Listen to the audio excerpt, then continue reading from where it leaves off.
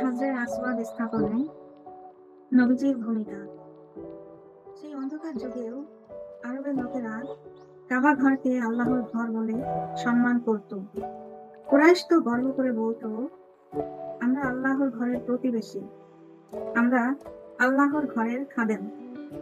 সেই কাবা ঘর এক সময় খুব দুর্বল ও জীর্ণ হয়ে গেল। তখন কুরাইশ গোত্রের সব শাখা মিলেমিশে কাবা ঘর নতুন ভাবে তৈরির কাজে হাত দিল। কিন্তু হাজরে আসওয়াদের ব্যাপারে ভীষণ গৌরব দেখা দিল। হাজরে আসওয়াদ হলো কালো জান্নাতি পাথর, যা কাবা ঘরের এই কোণে যুক্ত ছিল, এখনো আছে। কুরাইশ ও অন্যান্য আরব গোত্র এই কালো পাথরকে সম্মান করত, এখনো তা খুব সম্মানের পাত্র। আমাদের নবীজি হাজরে আসওয়াদ তাওয়াফের সময় এখনো মুসলমানগণ ভক্তির সাথে হাজরে আসওয়াদ চুম্বন করে।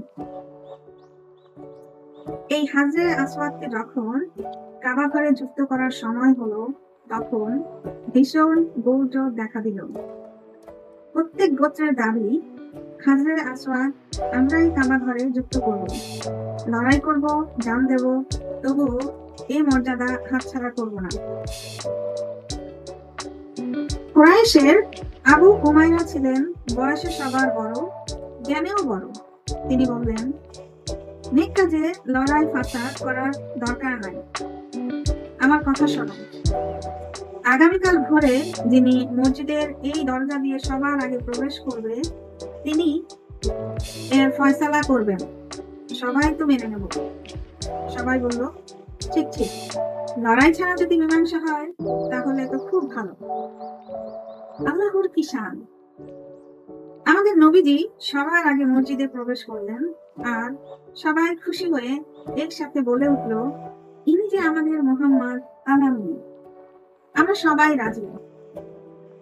আমাদের নবীজি ঘটনা শুনে একটা চাদর বিছালেন, তারপর নিজ হাতে চাদরের মাঝখানে হাজরে আসওয়াদ রেখে বললেন, প্রত্যেক গোত্রের একজন মানুষ চাদরখানা ধরে নিয়ে চলো। সবাই অবাক হয়ে খুশি হয়ে আদেশ পালন করলেন। তখন নবী সাল্লাল্লাহু আলাইহি ওয়াসাল্লাম মৃদু হেসে বললেন, আমি তোমাদের সবার ভাই, সবার পক্ষ হতে আমি নিজে হাতে হাজরে আসওয়াদ স্থাপন করব। সবাই খুশি মনে তা মেনে নিল। এভাবেই নবীজি তার অসাধারণ বিচক্ষণতা দ্বারা কুরাইশকে যুদ্ধের ধ্বংস থেকে রক্ষা করলেন। তখন তার বয়স ছিল ৩৫ বছর। আমার ভিডিওটি যদি ভালো লাগে, প্লিজ সাবস্ক্রাইব করবেন।